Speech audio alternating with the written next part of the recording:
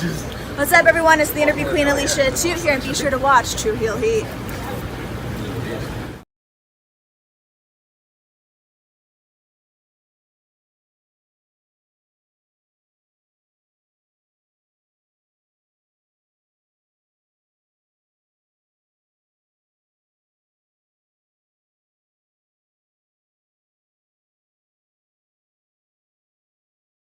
Alright, this is Dennis here, very nice or evil. You are watching True Heel Heat. Probably should have had MJF do this, but here we are.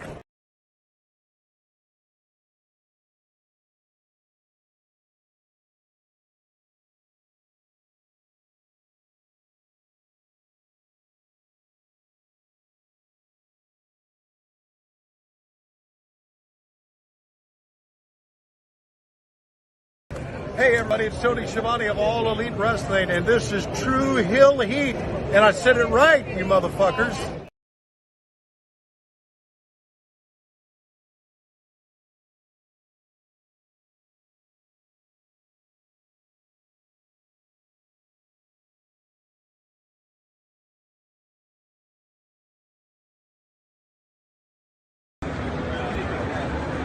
Alright, ready when you are. Hey guys, I may have go away heat, but these guys have true heel heat. So you better listen to the podcast or else I'm gonna kick you in your fucking cock and balls. I'll get it.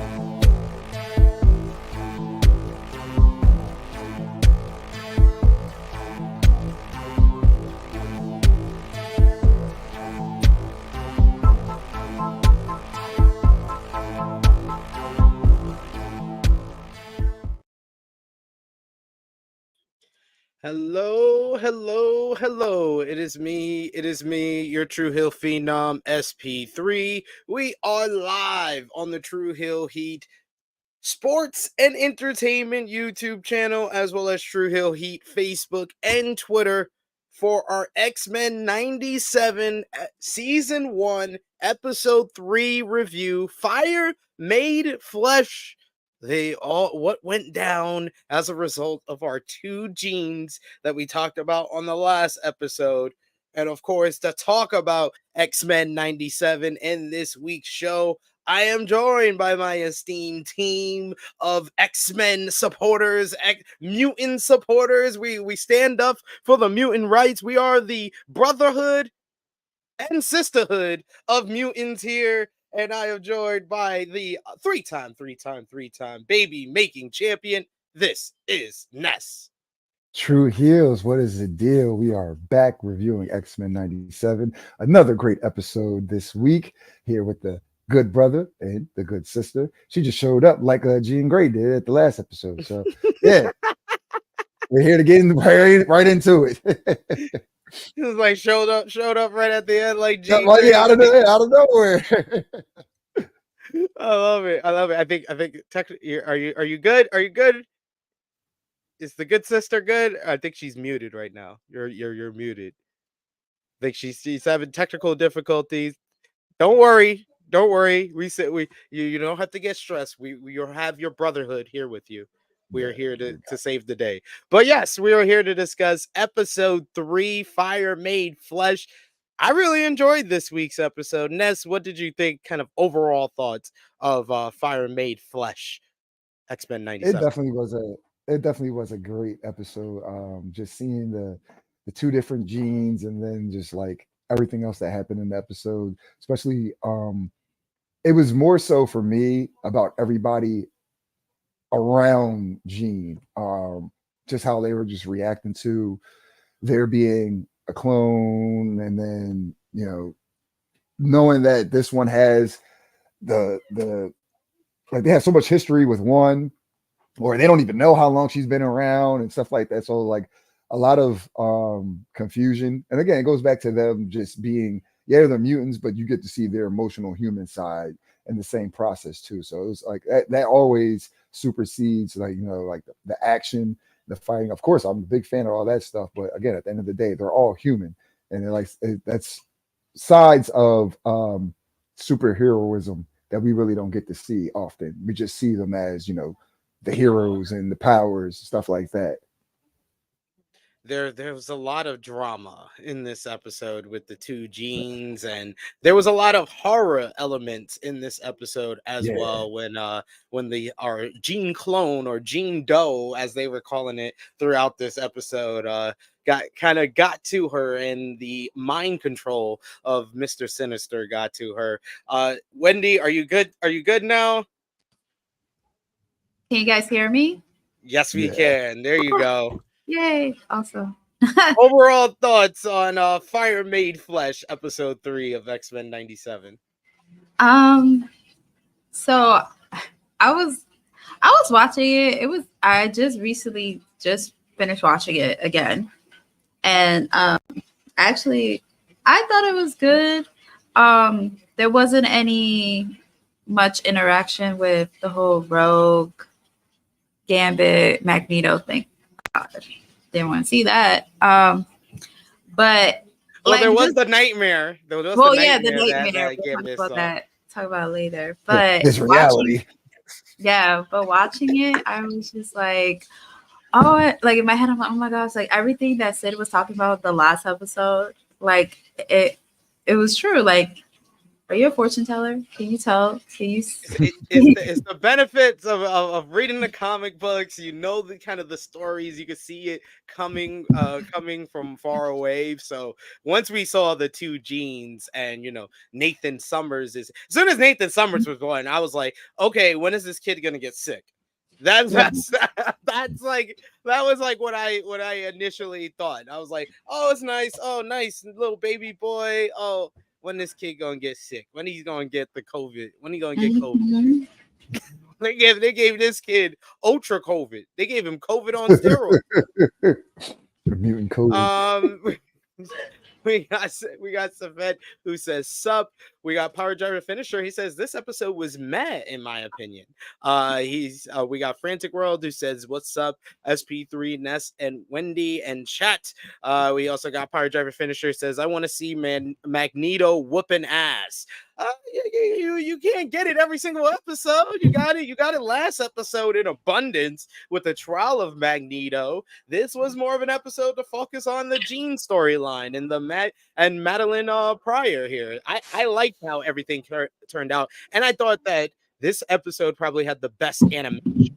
The animation on Nathan with the mask on after he gets the virus is one of the best animation I ever seen. You can see his breath. Yeah. That was crazy to me. We got King Ellie Show who says, what's up, guys? Truly enjoyed this episode. Sucks it's only 10 episodes for this season. They already have made or written at least season 2. I think they're starting to write season 3. So yeah. So you don't have to, you're probably not gonna have to wait long for season 2. Frantic World says I really like episode 3 of X-Men 97 and the horror theme was great. Yes, I definitely agree with that. And one of the most dastardly, disgusting, vile villains of all the X-Men comics, every genre. We still haven't seen it in live action. I was gonna ask, that's gonna be one of the questions I asked who y'all think could play a live action Mr. Sinister, because we saw his return on this episode here. So let's start from the beginning though, guys. So now the X-Men have two genes. Jean reads the other Jean's mind. I guess Jean Doe, we'll call her for now, sees that Jean is very dense and she mostly has vague memories of flashbacks from the original show. So we see a bunch of flashbacks from the original show, but this time the Jean's face is blank. So she says, it's as if her awareness was born only yesterday. Jean had woken up in a laboratory, escaped, saw the X-Men on TV with the trial of Magneto, and found hope in her life. She found the school, and that's how we got to the end of episode 2. And we see a red diamond briefly appear on our Jean's head, and Sinister flashes on the screen for a moment as well. Our Jean screams and almost faints in her Jean-gasm voice that she does, where she they got a bunch of videos where she always does this. It's called the Jean-gasm.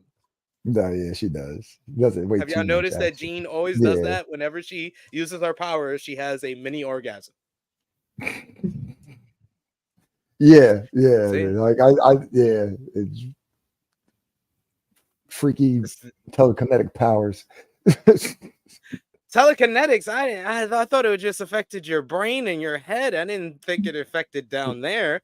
Well, she tried, and it's a mystery. Nothing they can do until Beast with the save. We get a brief moment where Morph tries to vote for Jean for something, and he turns himself into basically like the one of Mojo's head mistress. It's the one with the multiple hands, and when his joke doesn't work, he slowly sits down. It was a great moment.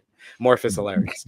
But Beast tells us that he used gamma radiation to check their DNA, and Jane Doe is her proper age, while our Jean is not. Ergo, our Jean is the clone.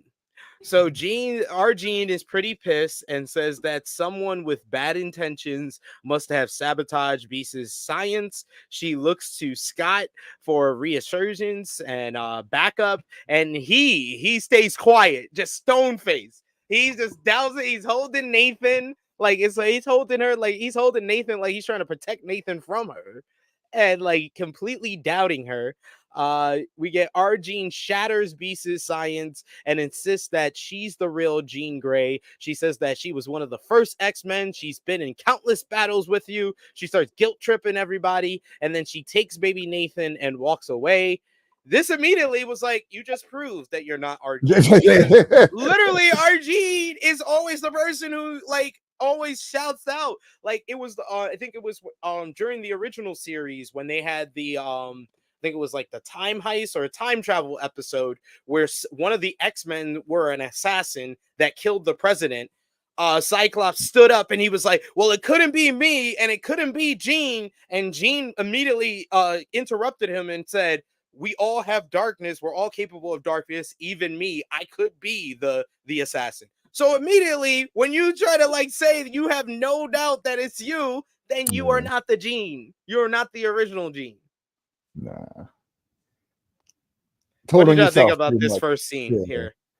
Yeah, she told on herself pretty much. Like you said, she got mad defensive, and that's usually the sign of, if you don't have anything to worry about, you should be calm, cool, and collected. Even though the other Jean was like comatose for a little bit, she was just like, no, it wasn't me. Give me my baby. I don't need this shit. She was not happy. She wasn't happy. She's like, y'all not gonna tell me I'm the real Jean. She had a Karen moment. Wendy, what did you think about our Jean snapping on the whole team? I mean, like Ness said, like that's just like she was getting very defensive. She was just like, come on, guys. Like I was, you know me. Like I had battles, I was in battles with you guys. Like, how could I possibly be the fake one, And then what's even worse was like, she was kind of hoping like Scott would be like, no, guys, like she's right. Like she's not the fake Jean, like try to get her man to be on her side. But when he didn't say anything, she was just like, oh, not even my own man believes me. And then she tried to like make him even more feel like crap when she was like, if Storm was here, she would have believed me. Yeah. I'm like you just gonna keep gaslighting us? I was like, oh no, shots fired right there. I was like, ooh, you make him even feel even more bad, like more crappy. Scott, Damn, never. girl. Oh, Trying to Scott pull always all the letting us down. Scott's always letting us down. Mm-hmm. Wouldn't be the first time in this episode. More on that later. Later later Argene talks to Scott and tries guilting him even more about the life they were setting up. Scott says that he trusts her, but she calls him out for lying. She said, you can never lie to me. And she tells him to go, and right as he leaves, a mysterious voice comes out on the baby monitor seeking to speak with her. As someone that has had infant children, that is the scariest thing ever, to hear a voice you don't recognize on a baby monitor. It's just, yeah. Just or hearing a voice around you when nobody's there in general. Well, for her, she has got telepath, whatever. So she Yeah, hears voices exactly. all the time. But yeah, that I'm like, oh shit, what is it? The baby monitor? No, not my baby. Don't come for the baby. Not my Meanwhile, Beast is checking on Bishop's time watch. Once it's all fixed up, Bishop will be able to go back to his time. Cyclops points out that for a guy from the future, he sure didn't know about a lot of what's happening right now. And he brings up how Bishop didn't know about Magneto leading the X-Men. And what did they say about this? Was there ever like two genes in any other futures he's seen? Bishop, well, he says time is a book that's constantly being rewritten. He was like, you go rewind, you go back, you go forward, go skip a couple of pages, rewrite that. Beast interrupts, and he says that his science has determined who is behind the gene clone. And he says that the person can only be described as nothing short of sinister. Meanwhile, Sinister is bothering Argene, who hates him apparently. To her horror, he reveals that he created her, and he calls her my child. And he says, call me father. He's so creepy.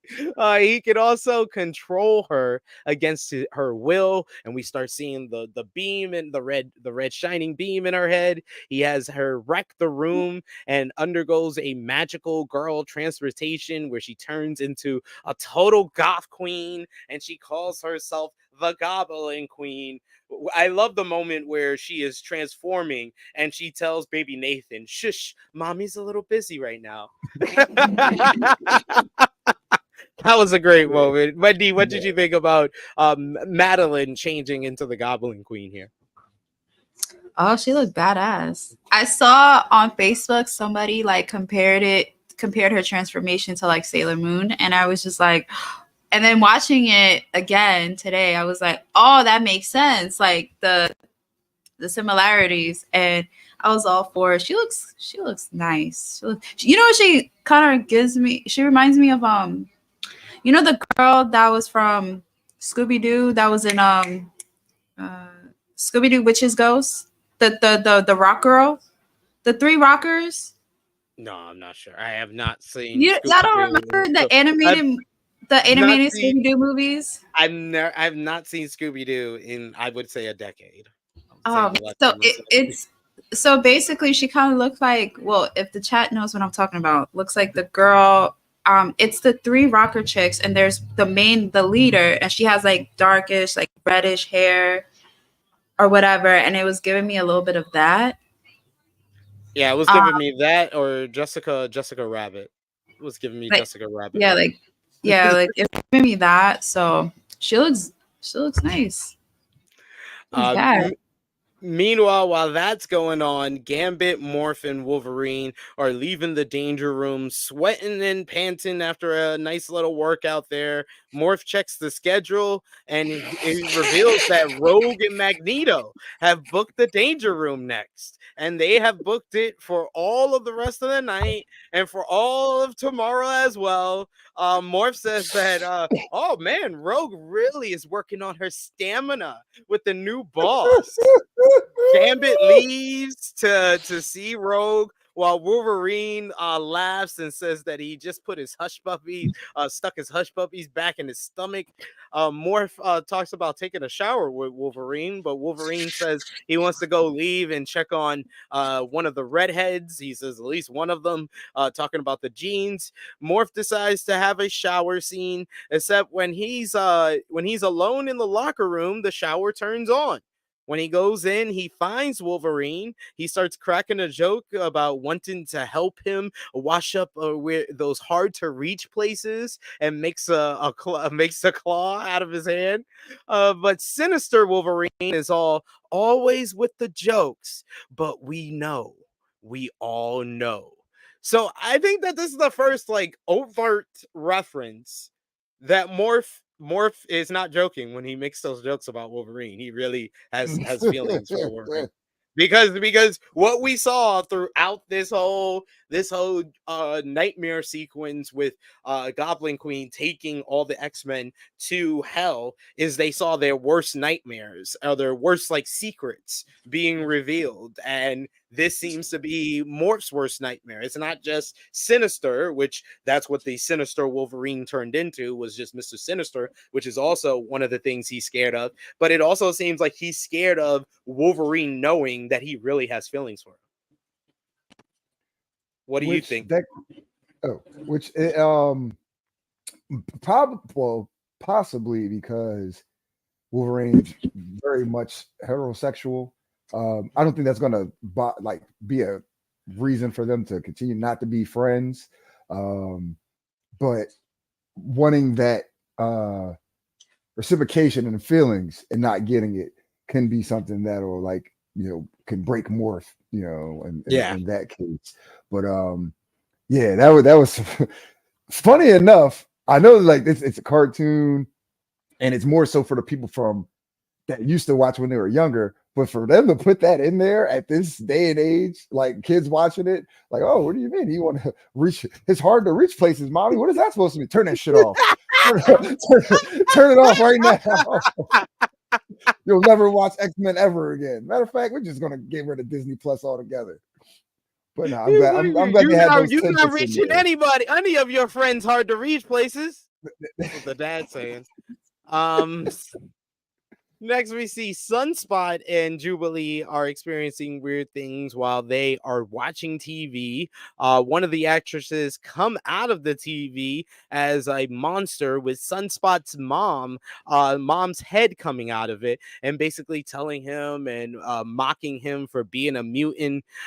Gambit goes to Xavier's office and he sees Rogue and Magneto in their Savage Land outfits, and basically they're fusing together as like this weird swamp thing.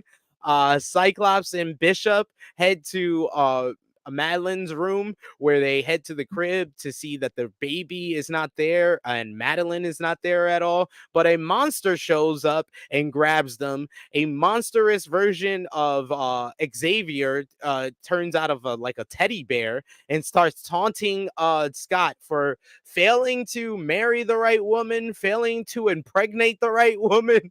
And then Shard's head comes out of the monster and starts guilting Bishop about not coming back to his time and abandoning her. And yeah, basically everyone's in hell now. Wendy, what did you think about the hell sequence in the Madelyne room, as well as Swamp Thing, Rogue, Rodiko? Is it Magneto, Rodiko? Or I don't know what their ship name is, but whatever their ship name is, Magneto and Rogue Swamp Thing. So first, I will say that get Gambit a break. Like, come on, stop making it situation worse. I felt so bad. I'm like, come on. So like the horror hell coming to be. I thought visually it was really good. Like visually, like leading up to it, the colors, the design, I thought that was really cool. It's almost like they're in their own horror movie, and it's crazy how like each I like how I guess Madelyne. That's Madelyne. It's called Yeah. Madelyne. She is playing into everybody's fears. So like with Sunspot, you know, he's scared of his family disapproving. And basically you see her like basically transforming this monster into like his mom. And like he's scared of that. You see um with the whole Scott professor, you know, Xavier, like, you know, he's all about like he's still thinking about like, oh, like how Xavier, you know, he like why wouldn't Xavier trust him to be the leader of the X-Men? You know, there's that. And then you have Bishop with like, you know, his I guess his sister, you know, it's like, oh, like come back home, like why aren't you home? Like, you know, you're basically she's playing everybody's fear against them. They're facing their fears face to face. So I thought that was a really cool way of like translating it into like visually, you know. And Yeah. Magneto and Rogue, obviously, she knows. Everybody knows how Gambit feels without him really saying how he feels about it. But visually, you can tell like he's scared that he's gonna lose Rogue to Magneto, and then why not play into that by showing it face to face? Like you see her like all booed up with Magneto. It's like, oh, like go back to the swamps. I found myself a real man. Like how messed up that is, you know? How that felt to see your boy get cucked, Ness.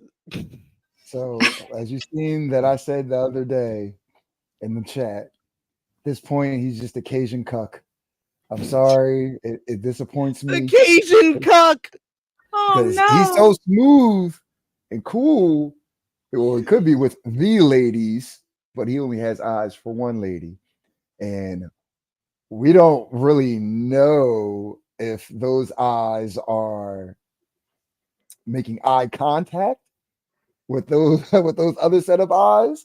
But yeah, they're definitely busy with Magneto. So yeah, Yeah, we're gonna see where that seems so. goes. It Very seems so. busy, as the Danger Room would have it. Yeah, yeah, got a couple of hours busy. Seems like they're working on their stamina. Yeah, yeah, and I'm gonna just leave it at that. I love it. I love it so much. It's too cool. So they're all in hell now, and they're fighting their literal and figurative demons. You get Jubilee. She freaking has to freaking use her powers to explode one of the heads of the people coming out of the TV, while everyone while they go down, and then the whole like floor to the mansion like breaks away, and they go down into hell. Everyone's fighting back. This gives us a moment where we get a great Bishop sequence where Bishop just starts taking care of fools. He's the one that basically kicks the most ass in here. He Yeah, throws Wolverine to save Beast at one point, and then he tells Cyclops to hit me, and he gives him a full on optic blast with it without the glasses and everything, like full on, and then he takes all of the blast and then he vaporizes all of the demons in the Inferno. Then a giant demon, Sentinel, arrives, and it seems like the X-Men is finished at this point. But the real Jean shows up to shut all the demon hallucinations and returns things to normal. Then she faints and has a Jean-gasm again. again. Madelyne shows up and calls her pathetic. Scott tells her that she doesn't have to be evil and mind controlled, but she says that she's beyond Jean Grey. She is fire. She is brimstone. She is fire made flesh. She's animated really well. Her boobs look insane, and her hair is really huge. I didn't want to be that guy, but yeah, it just I'm like, whoa. I don't know how Scott ain't fold. I would have been like, old Gene, you can go back wherever the fuck you came from. This new Gene's a little like this more new of my Gene is a little speed. this new Gene is a little enhanced. But she walks right out the X Mansion. No one can stop her. She walks out with baby Nathan. What did you think about the visit to the Inferno for our X-Men team here, and the Goblin Queen walking out with Nathan, Wendy? Oh, I'm sorry, you're eating. Ness. No, it's fine. No, it's fine, fine. The what leading to hell? I guess the hell sequence. What did you? That's where I really like the animation. The animation in the hell sequence was great. Yeah, no, the hell sequence. I like like I said before, visually, it was great. Like animation wise, like they really put their all in this animation scene. The colors, and I love that for some like the monsters, how they're very they attract the like when Scott was like giving Bischoff his what is it, his optic or whatever, like and then you see all the monsters like literally following him, like going towards him, like that's what attracts them. I thought that was really cool. And then Madelyne, calling herself the Goblin Queen. To be honest, I thought she was gonna name herself something different. Thought it was gonna be a different name rather than the Goblin Queen. No, that's what she was called in the comments. So I knew she was gonna be the Goblin. The Goblin Queen. Okay. Yeah. So, her new gear. She looked like you can see the evil. It's like, wow, like she looks good. I mean, I would have agreed with you guys. I'm not surprised, like Scott not going after her. I'm not surprised. Like she looks good. I'm not that surprised. Well, I'm not surprised she walked away from him. As we established in episode 1, Scott is the most boring man in the world, apparently. But I do think to myself, I'm like, when did the real Jean get kidnapped? And then this is the thing.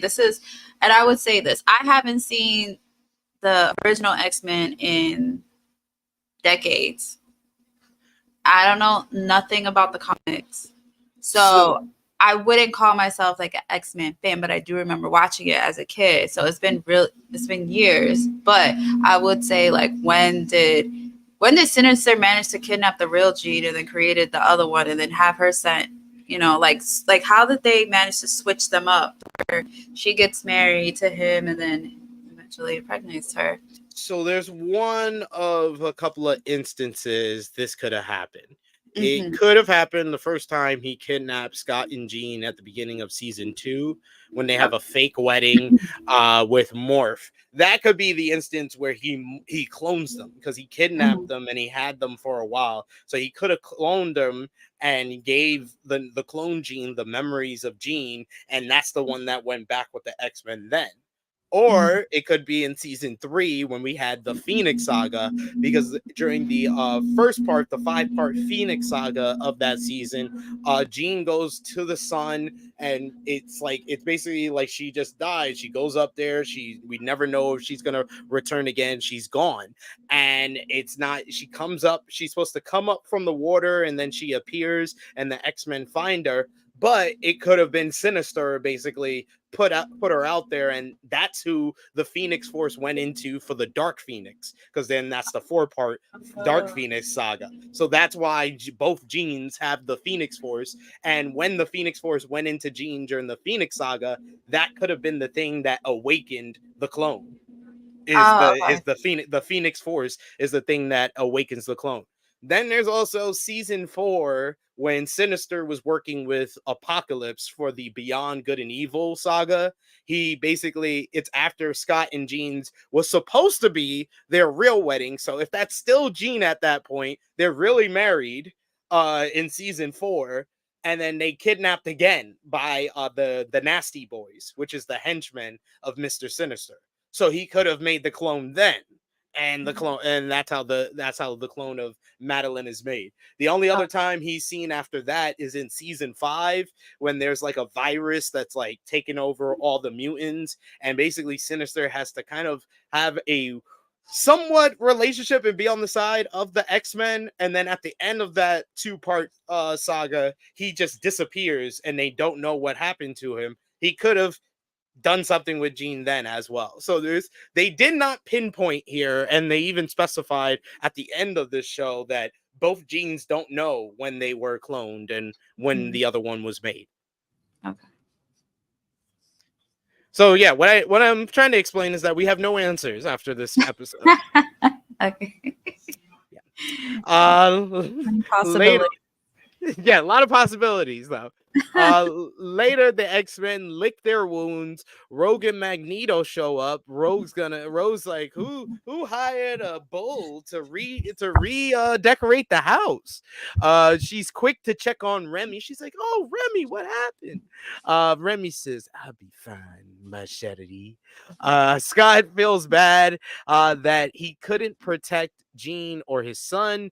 Morph, having a personal history with Sinister, says that he can lead the others to him. He also explains to Sunspot who Sinister is, talking about that he was a scientist in the 1800s who did experiments on mutants. He trapped them and punished them, put them through weird experiments, and basically to become this powerful mutant. And he wants to make a whole mutant nation. And I love that Morph, when he was explaining his history, went back to the Morph from season 2 when he was brainwashed by Sinister. That was a great touch.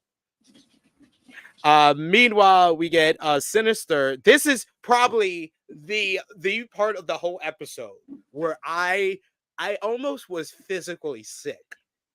Seeing Mr. Sinister drop a fucking infant baby into a fucking green goo tub, some fucking slime. Like, how does he know the baby's gonna live? Like, how can the baby breathe? Babies can't swim. Babies can't hold their breath underwater. What is wrong with this man? I was like, oh my God, this guy might be the worst villain ever. He might be the worst. I have not been that physically disgusted by an action of a villain in quite some time, like Mr. Sinister dropping Nathan in that goo. The X-Men find Sinister's lair, though Morph tells the others to not kill the clone Jean since she's under Sinister's control. Madelyne mocks him and then talks some smack about Scott being Xavier's little follower. She then brainwashed Morph into fighting for her, but Magneto decides to go one-on-one with Madelyne himself. We get the nice little sequence with Morph where he turns into Colossus's sister. He turns into the good version of her at first when he's gonna fight Madelyne, and then when Madelyne mind controls her, he turns into the bad version of Colossus' sister. So that was a nice little touch with that sequence. But man, this Madelyne versus Magneto fight, I was like, you can tell Magneto is a little tired from clapping those rogue cheeks. Yeah, he got clapped himself.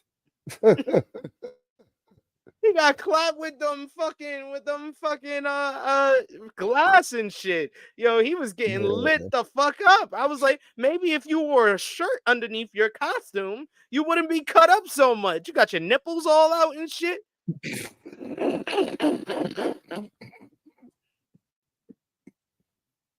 What did you think about Madelyne versus the X-Men team here? She was washing them.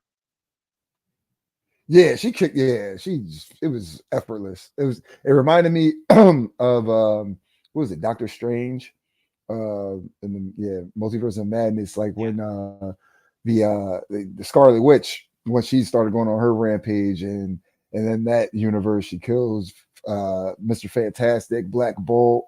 You know, just killing everybody's ass, and they're just like, oh, you can't stand up to us. She was like, oh yeah, just like that. It was effortless. She didn't even break a sweat.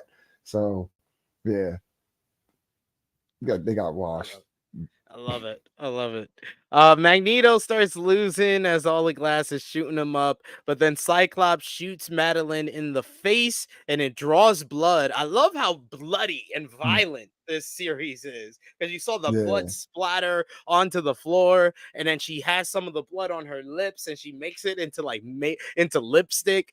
He apologizes, but Madelyne just smiles as she wipes the blood from her lips, and she was like, she was just rocking. She was in her moment in this right here. She says, don't worry, you'll bleed too, darling.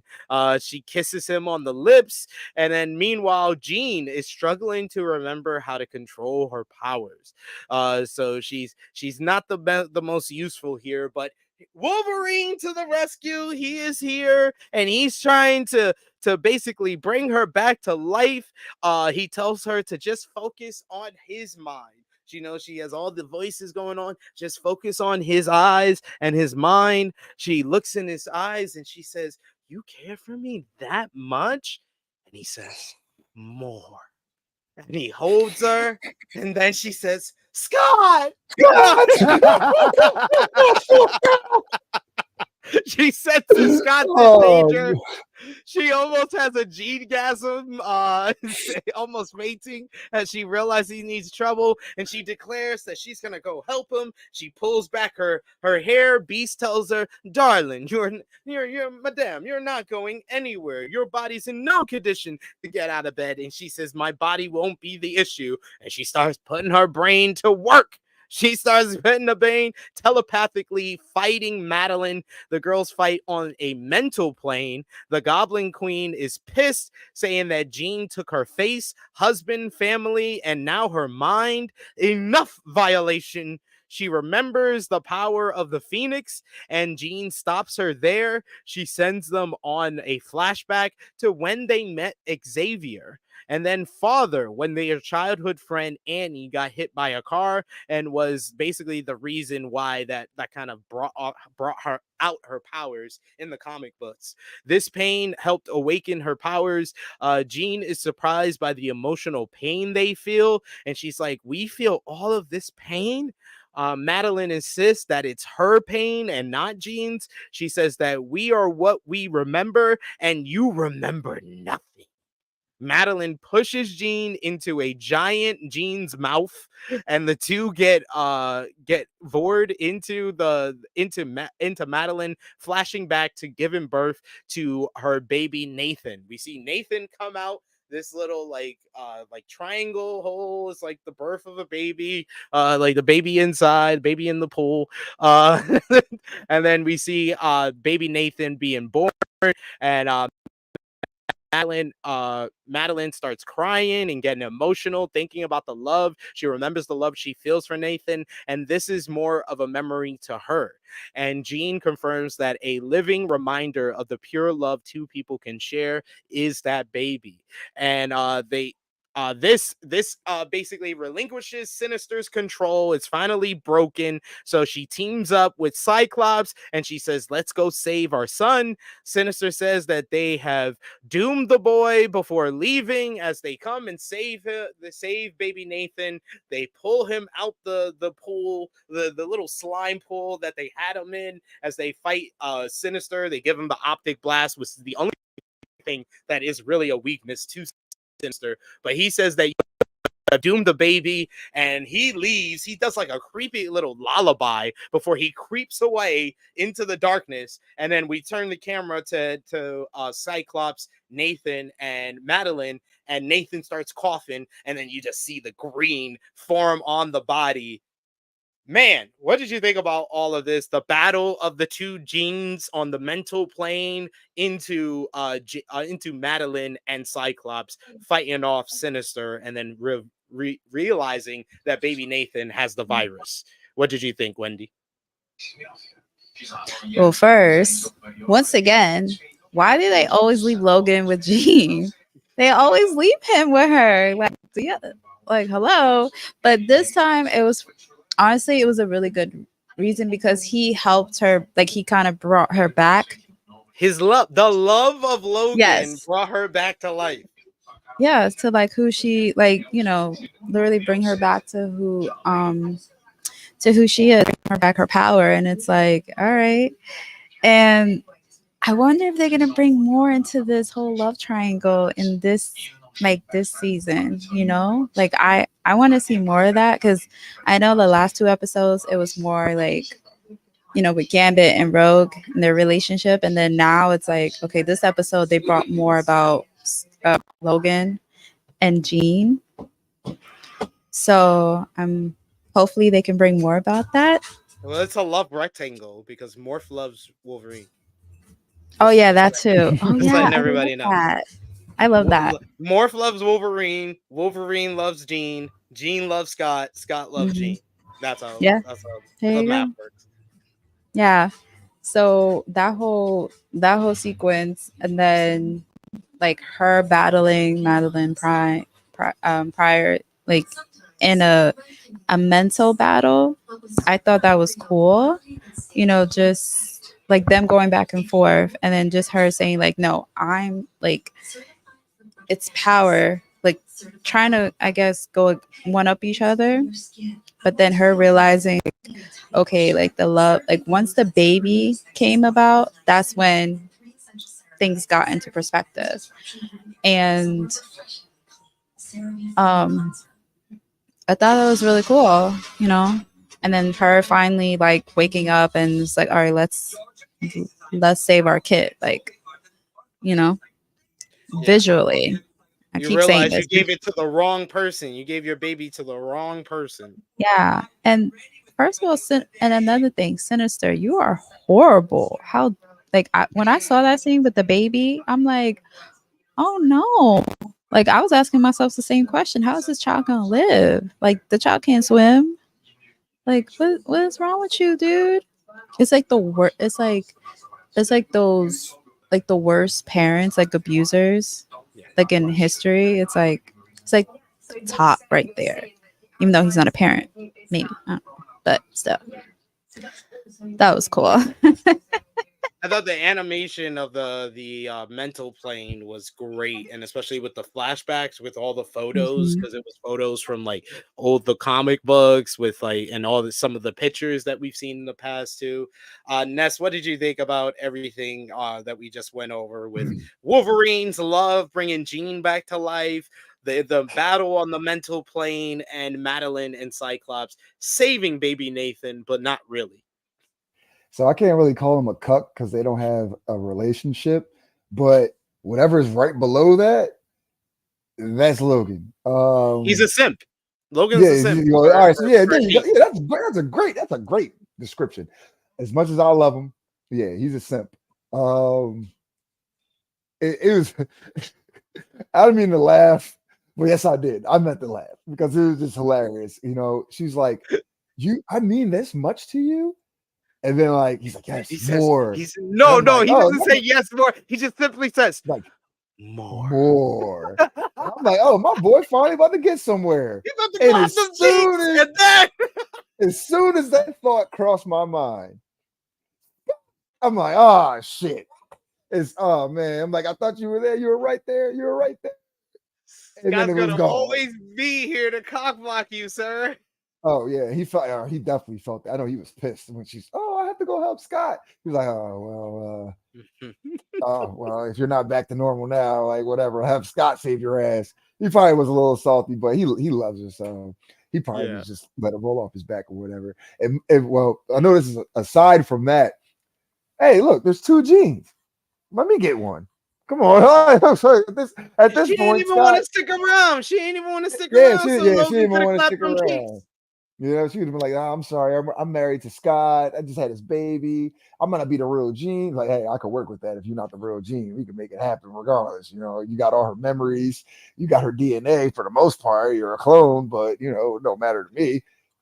We can make it happen. But no, she didn't stick around. Another thing that I found kind of fucked up is even though they were saving the baby. Before I get into that, Mr. Sinister, I had the same thoughts as you guys. I'm like, is he gonna kill a fucking baby on his Disney show? I get it, it's for teens or whatever, but he's about to kill a fucking baby. He's about to drown it or something.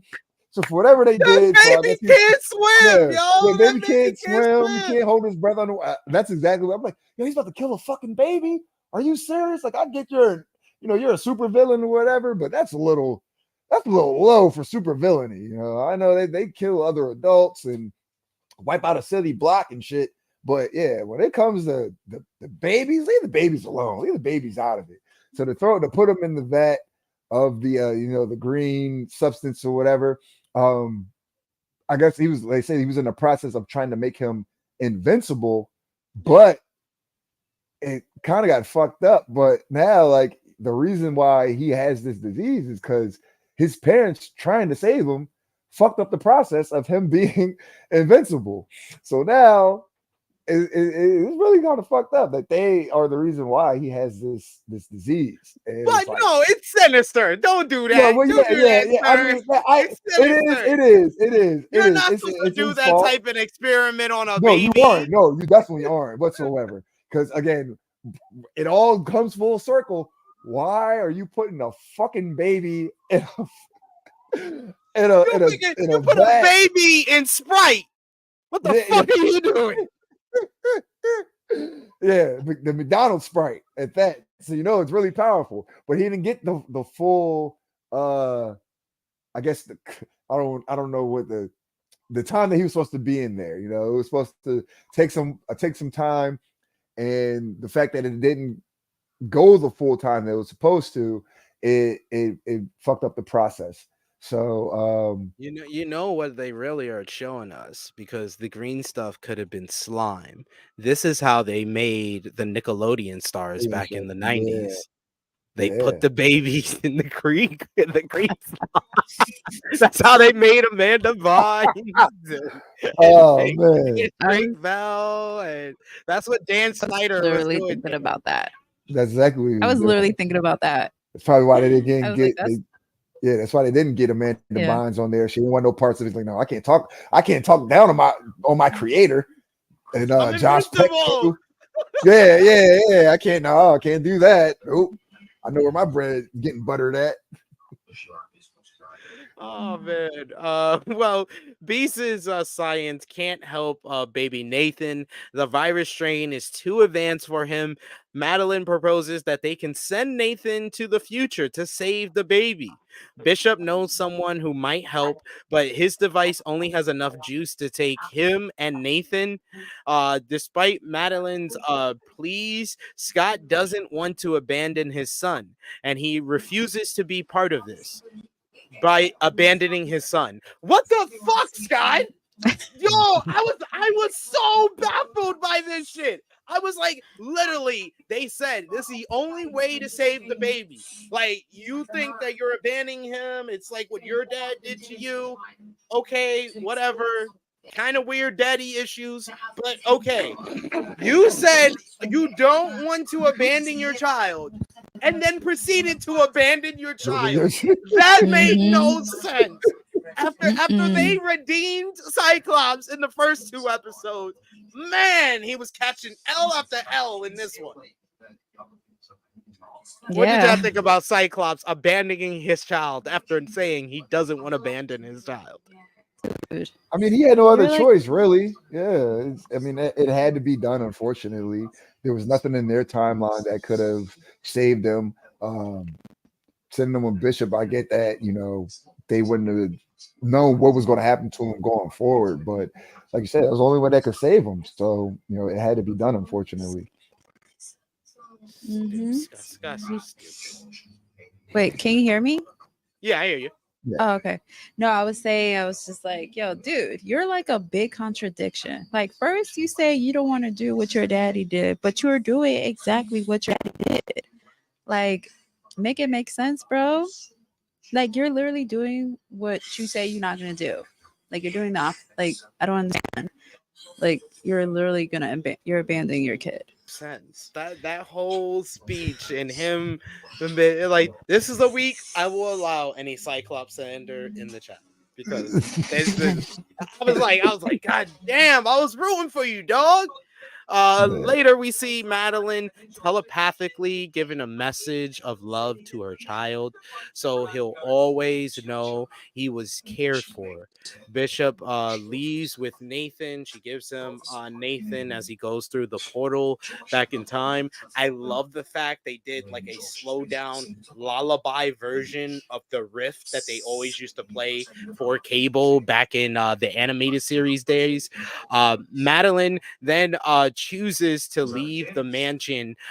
Jean says that she can stay here, but as it's also her home, Jean remembers everything now, though, and neither Madelyne nor Jean are sure when the switch was made, who married Scott, and who was Phoenix, etc. Madelyne asks to be called Madelyne, and she takes off as they were both saying bye, Jean, at the same time. She has a certain mutant who has the ability to I think that she'll probably be back, even though she's gone for now. At the end, we do see Jean go back inside, and she's in the room with Scott, and it's the most awkward situation ever because they have no idea what has happened. We just know that for sure Scott had a baby with another woman. Technically, It was another woman. That is technically correct. There's nothing to improve upon there. That is technically correct. He had a baby with another woman. Yeah. What did you think about the little goodbye? I thought that was like the saddest moment of the episode was the goodbye and her sending the message to Nathan and hoping and telling him, remember, please remember. Yeah, so sad. And then, like I said, with the whole scene with the baby with the mask on and his breath, I thought the animation was great with that. What did y'all think? That whole ending sequence, because it's like it's a lot of shit going on. It's you got parents technically losing a child, on top of the child being sick. Then you got a marriage that ends ending in divorce, so to speak. Questions being unanswered. Like, it was really emotional at the end of this episode because there's like so much going on. The parents are not going to see their son ever again. The mom and dad are probably not going to see each other going forward. You got the real Jean's back. They got to work on their relationship, her and Scott going forward. Who knows how Jean's going to feel that, you just went out, got married, had a baby on me, and he's just like, fuck, I thought it was you, so like, it's a lot. It's a lot to unravel here. And now she knows how Logan really feels. Like, she had a feeling like he had feelings for her, but I don't think she ever knew how he really felt about her until that his love is the reason why she came back to life. Wendy, what did you think about everything that went down with the ending sequence here? Oh, it was sad. It was it was sad. Like her, giving the baby like my message, telling him not to forget his parents. That was really sad. And then what made it even more sad was like as Bishop was going into the thing or whatever, you hear the baby crying. Yeah. And I'm like, that's it. No. Ness knows that. Any dad in the chat knows that. That's something that we hear when the baby's young and don't want you to leave. And as you're leaving, you close the door and you hear that. That's like the worst. Oh, yeah. Man, that gets me emotional just thinking about it and hearing that. I was like that when I was like that when I believe I want to say in the hospital, if I'm not correct, when I was like really, really young. And they were taking me and I saw I remember seeing my mom and I remember crying. Like I didn't want to leave my mom, or like in kindergarten, or especially when you go to school, when you're in kindergarten and you see that your parents can't be with you, and then you feel like they're leaving you and they're not going to come back, so you end up crying. I think that's how I was in kindergarten, and to where I think, if I'm not correct, I think the security guard that was there literally stayed with me until she left. Like that's like the earliest memory I have. So I think everybody has that feeling of, seeing your parents not being with you and then feeling like they're never coming back. Yeah. So that was very sad. The whole scene between Jean and Scott, talk about awkward. Like talk about awkwardness. Like, but I feel like even though he did have a baby by another woman. I feel like Jean would be maybe give him the benefit of the doubt because she could probably she could see okay, it was he didn't know, and she, in her mind's okay, this was Sinister's fault, so I can't fault you into having a baby by somebody else because you thought that was me. Can Wolverine hit it at least one time though? Just to even the score, and so he can get his one time for the one time. Hey, that'll get them back on the even playing field. They're on the even playing field. I'm just saying. I don't know. I'm just saying. No. I think that's fair. But I feel like she would be. I probably feel like she'll be a little understanding with Scott and maybe probably forgive him because like he said, he'll probably tell her, I didn't even know that wasn't you. I thought that was really you. So she'll probably be understanding on that.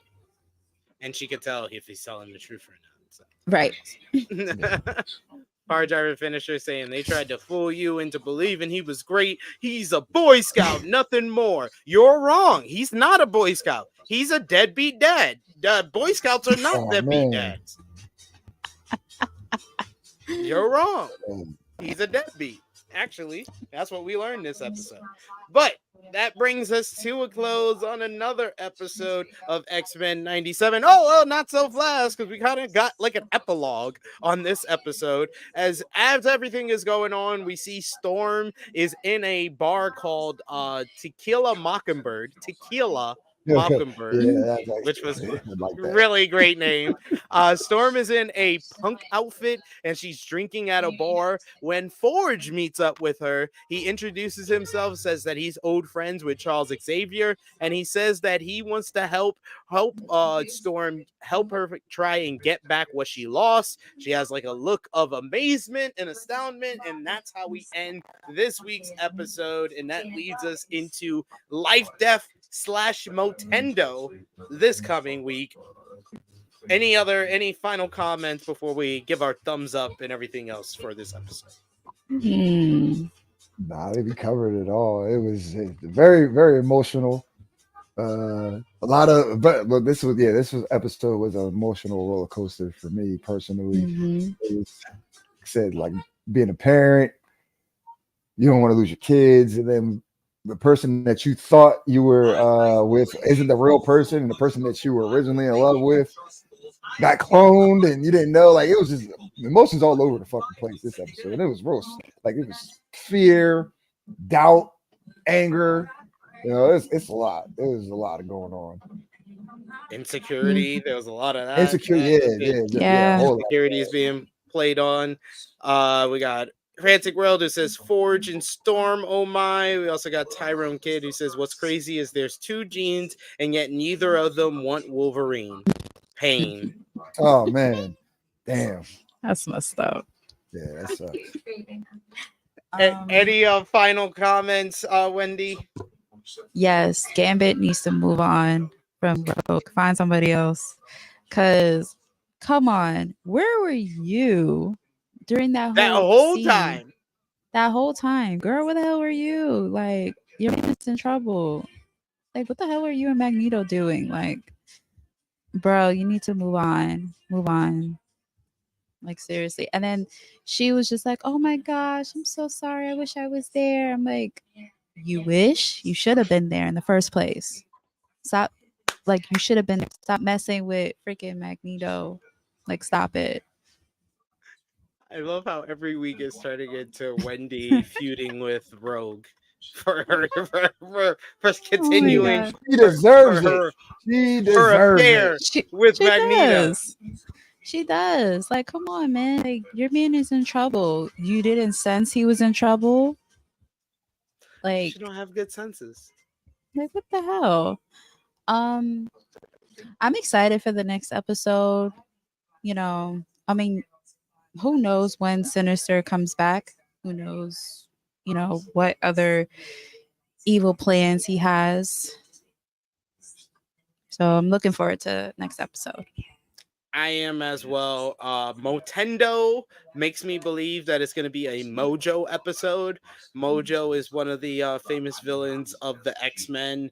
He was originally first seen, I believe, either season 1 or I believe it's season 2, where he basically takes the X-Men to his world. And basically, Mojo is a play. It's like this ugly looking thing that's a play off of TV executives. And basically he put the X-Men through like this obstacle course where they could have died. So yeah, I think the Motendo is gonna be the Mojo putting the X-Men in like a Nintendo world. That's what it sounds like.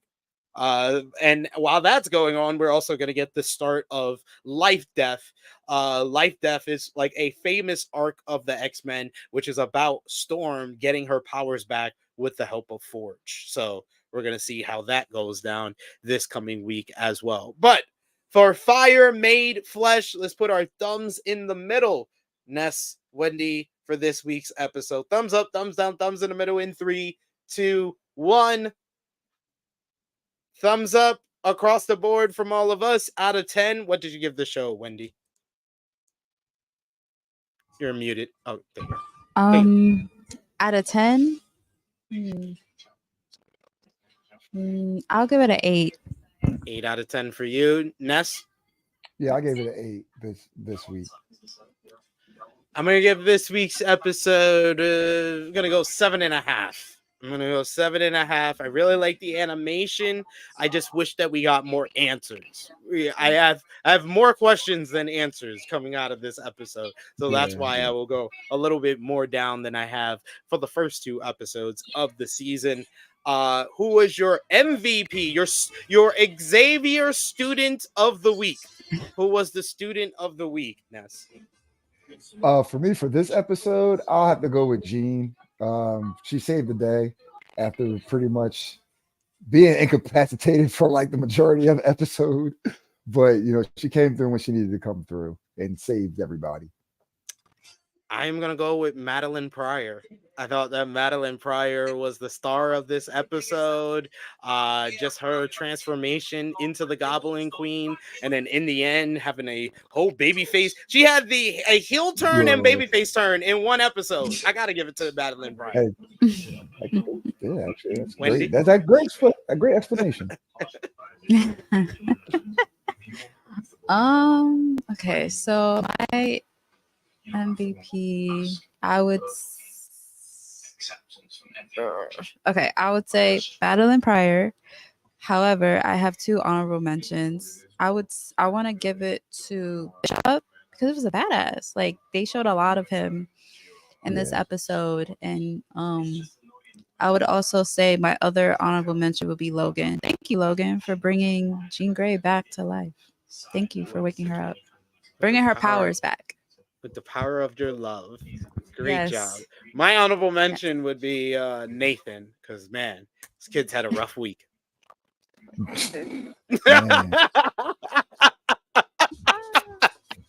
Poor Nathan. Poor Nathan, just coming into the world. It's only been a few days. Like, fuck. My life just started and it's about to end already. What the fuck? And me taking a Nickelodeon bath and shit. What the fuck? LVP for this episode. I can't give it to Sinister. I really want to because he weirded me out, but he got something done. He gave him a techno virus that he had to. I mean, he had a great impact on our heroes here. So my LVP would be Cyclops for abandoning his son after saying he wasn't going to abandon him. Wendy? Rogue. No, just kidding. This time I'm going with Cyclops.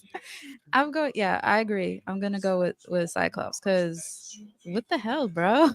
Like, you say you don't want to be like your father, but you're doing the exact same thing your dad did.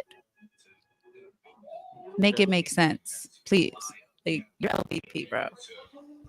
Rogue, I'll give you a pass. For this week, because she was barely on the screen. She was barely on the screen, so she gets a week off.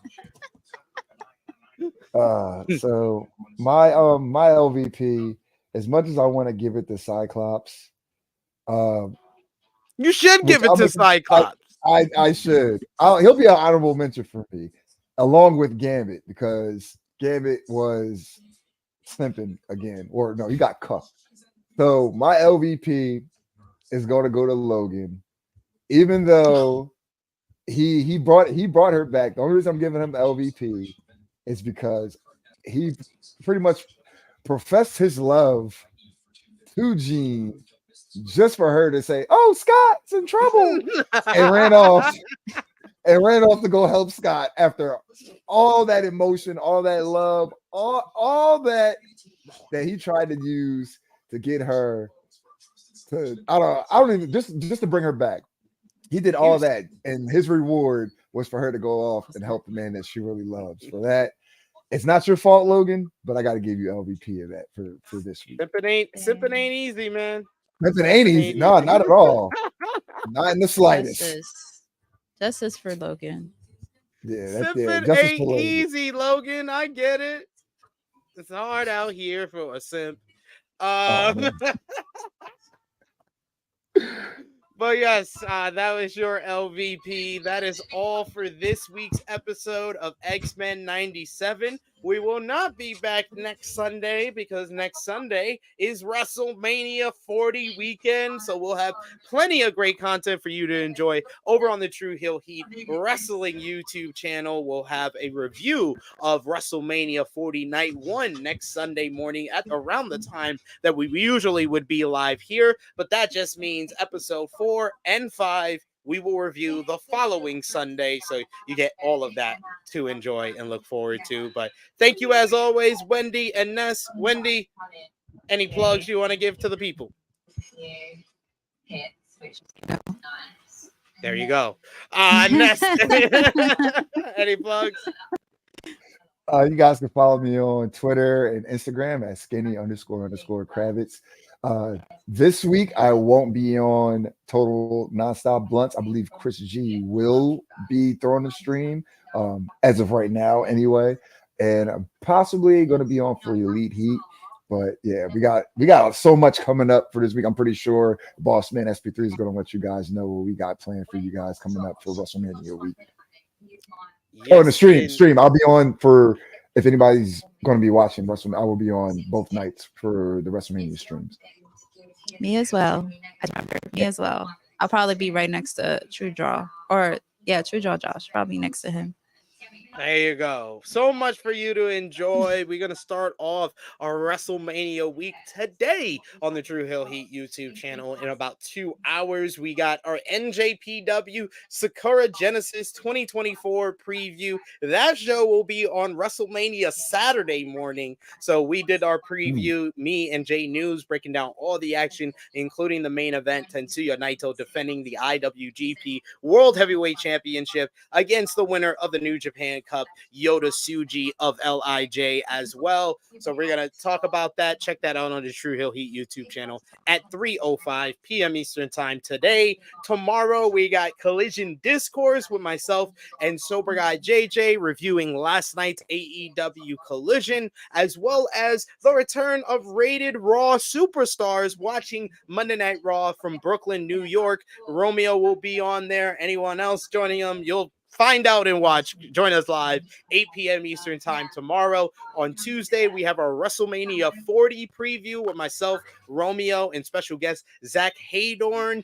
Will be joining us from SE Scoops. We also got on Wednesday. We got our NXT Stand and Deliver preview. We also got Elite Heat. On Thursday, we got AE Ramble, plus we'll have a watch-along for some of the WrestleMania Thursday content. On Friday, we'll have a watch-along for all the Friday stuff going on with, you got SmackDown, Joey Janela Spring Break, so much to enjoy. And then Saturday, well, also on Friday, we got a special edition of the True Hill Heat flagship podcast. It won't be on Saturday because too much going on there. We'll be Friday live at 11:05 a.m. Eastern Time. Myself, Miss Chrissy Love, and Top Guy JJ, the OG trio, will be previewing WrestleMania weekend. And then we got our watch-alongs for NXT Stand and Deliver, both nights of WrestleMania, preview, a review of both nights of WrestleMania. So much for you to enjoy. Go over and subscribe to the wrestling channel. Subscribe to this channel as well. There's so much to enjoy, like our episode 1 and 2 review of X-Men 97. Go over and check out the True Hill Heat flagship podcast 270 from yesterday with True Jaw Josh, Miss Chrissy Love, and myself talking all about The Rock bringing back the attitude to WWE. So check that out as well. But for Ness, for Wendy, we will be back with you in about 2 weeks' time. This has been our X-Men 97 episode 3 review. We are signing off until next time. We're not made of steel. Sorry.